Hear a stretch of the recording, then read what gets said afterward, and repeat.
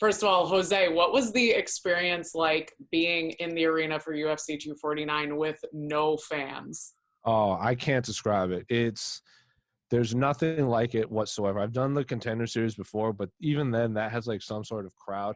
The fact that you can not only hear every punch, which seems to be what everyone's talking about, every punch, every kick, every scream, like you can hear the corners talking, you can hear the commentary. I mean, there were fighters that were saying they could hear the commentary so well that they would use it to their advantage, like Bryce Mitchell got Charles Rosa in some submission attempts, and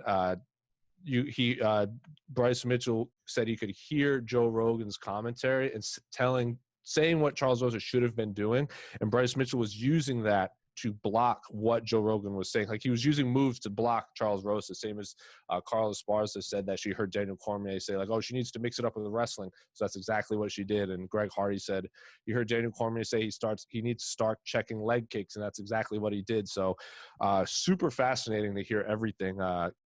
Tony Ferguson talks so much between rounds. He is coached. I could hear Justin Gaethje's coach like he was like we're talking. It was crystal clear, and I can't describe it.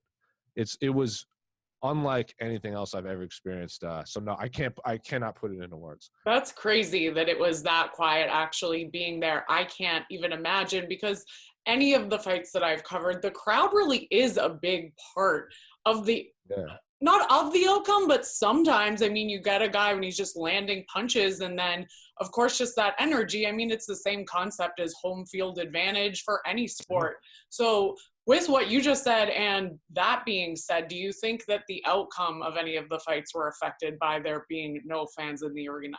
That's a good question. Some of the media in the back were talking like, what if the commentary was a little biased and it went to the judges and the judges heard the commentary and maybe that swayed them? So it's an interesting thought. A lot of the fighters said that it shouldn't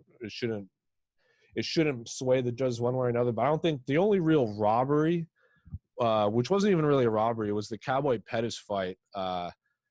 That one was so razor thin that anyone could win, but I don't think that it swayed it one. Anthony Pettis himself said the lack of crowd really played a factor because he's such a flashy fighter that he feeds off the crowd. But it's an interesting idea. I'm not sure, honestly. It's a good question. Do you think any of the fighters' performances were affected, like you just said, Pettis, who feeds off the crowd?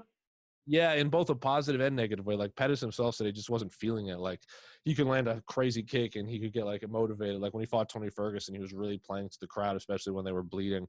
I think a lot of it was hard. It might have been harder to coach because both fighters could hear the other one's coach, like crystal clear. A lot of fighters would turn around between rounds, so their coaches' mouths couldn't be seen or they couldn't see what they were reacting. So if anything affected the fighters, it was definitely the commentary and using it to their advantage.